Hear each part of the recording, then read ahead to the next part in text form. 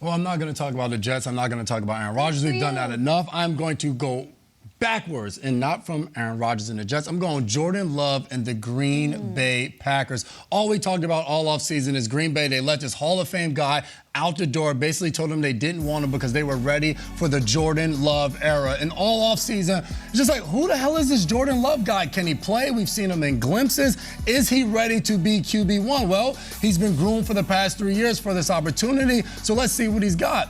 And Jordan Love has come out in the preseason, no interceptions, throwing touchdown passes, week in and week out. He has looked the part. He looks like QB1. And I think if you're a Packers fan, if you're LaFleur, if you're anybody in charge in Green Bay, this is like a huge sigh. It's just like, this is what we were waiting for. Red zone, don't make any mistakes. You got points, 6 of 6, 3 touchdowns, and passer rating, forever you want to take that for. This has been Jordan Love throughout the preseason. The guy's looked good. He's thrown the ball well, and that is something that we've looked forward to. And that was all the way from the very beginning of this thing in the offseason when he was walking into the Green Bay facility, and we were like, oh, okay, this is QB1. This is Jordan Love, and this is him strolling in with the casual just Allen Iverson t-shirt on. I remember we showed this image here, the Slam front page of the magazine. We were like, well, we don't even really know this guy, but interesting looking guy. This could be fun. And Jordan Love throughout the preseason has backed it up, and he's shown why Green Bay was ready for him. Now, I have no idea what the regular season will bring, but throughout the preseason, this is what I wanted to see from Jordan Love. I'm trying to think of a question about Jordan Love, like what we're looking like. If they don't win the division, is that a failure for Jordan Love? Like, is that the expectation, or is it just don't be terrible? Like, what are we looking for from Jordan Love this year? That's a good question. The latter. It's like if 9-8's on the table for the Packers, you take Did you sign right here? Yeah. Or are you like, no, we should win the division? No, there's an expectation in Green Bay. Like, we win, and we spent a lot to get you, and you should go out and win now. Like, you should be turnkey. I think that's the expectation. I want it to be no doubt that he's the future, our future quarterback. That's a good There's no doubt. He's our guy. We're signing him long-term extension. He's the guy. I'm going to go that route with my pick here, and it's kind of pick, and then you can play with the words here. I'm going Pickett and Pickens. I thought the two of them had an awesome summer, both viral, like with all the highlights that we got from the two of them. And it started with this stuff at practice from like fan cameras. Like we were getting this. George Pickens just one after another, looking like Odell Beckham on like routine passes and then flipping the ball back at the rookie Joey Porter Jr. And one after another, it was like every day this summer we would be gifted by this George Pickens freak show of a catch in the back of the end zone, and it's real. Like, that's not destroying doing that on a YouTube video. That is a real NFL player doing that on a real NFL defensive back. Huge platform on destroying, Peter. A lot of followers. I know, but like that's what the stuff he does. Like, and then it happens in the games, and you're like, wait, are we talking about a real QB wide receiver duo that we have to reckon with this year? I think it's one of these stories where like, it's preseason, or they have their plays here and there, but like, what if Pickens comes out and has 100 catches and does this all? Like, is George Pickens in the conversation? And what if Pickett keeps up doing what he did this preseason? Like, Mike Tomlin starts Kenny Pickett all 3 games, gets real action, goes 13 of 15, 2 touchdowns, no interceptions, looks the part. So why are they the winners? Because 158-3. He was unbelievable. Perfect. If you're a passer rating fan. Is it the best preseason performance ever by a starter? Clean, like perfect. If you're a Steelers fan, you might have gone into last season like, I don't know, 20th overall pick. Is he truly the future? And then he finishes the season really good, and you're like, all right, I think we got a guy.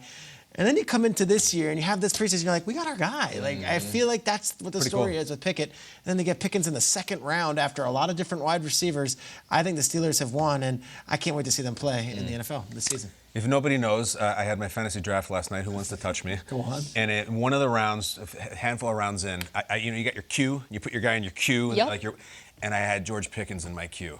And I had like 9 picks away, and just every pick, I'm like, please don't take him, please don't take him, please don't take him. And nobody took him, and I got him. Oh, I thought it was going to be a tale as old as time. The guy before you took him. They didn't. And the second the guy before me took, I slammed that button. Give me Pickens. Yeah. My theory on fantasy is You got to get the guy the year they blow up. You can't do it the year after they blow up. You can't do it when they blew up 3 years ago.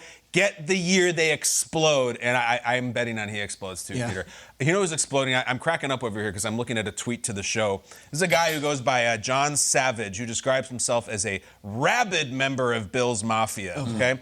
And he lives in Waterville, New York, and he tweets to us that I loved GMFB last year because everybody was on the Bills. But I literally can't turn it on for more than 10 minutes or I get the gangrene vomit rolling up the back of my throat. Oh. John is saying what a lot of people are saying. GMFB, Jets, Jets, Jets. He says he gets vomit that comes up the back of his throat. John, I hear you, but I will remind you, it is currently the month of August. Just wait, baby. Because my winner of the NFL preseason are the very quiet Buffalo Bills.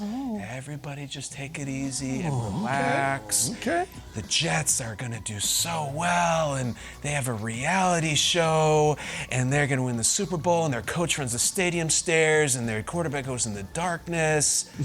Just let it go. Let it fester, let it go, let everybody hype Jacksonville. Peter just did an infomercial for the Steelers. I've done one myself. Joe Burrow this, Joe Burrow that, Lamar. Just be very, very quiet. It's fine. Last year, you had a brass band and a vaudeville act and the Brian Setzer Orchestra, all the way to the Super Bowl. It didn't pan out. This year, no one cares. No one's interested. There's the new kids on the block. There's the better kids on the block. That is a win. I think Buffalo as a town, Buffalo as an organization, Josh Allen as a player, has crafted something of an identity from when people don't believe in them. When people do, I don't think it jives particularly well. When no one is talking about you, that is a win. Just sit there, shut up, swallow the gangrene vomit back into your digestive system, and then beat the hell out of the Jets in week 1, and then you can have a little volume. You don't want the volume now. It's nothing. This is hot air, what I'm saying directly to you right now. It's nonsense. September matters, baby. We're almost there. Shh, Jets won the preseason. Bills won the preseason by beating the Jets. Trust me, it'll work out.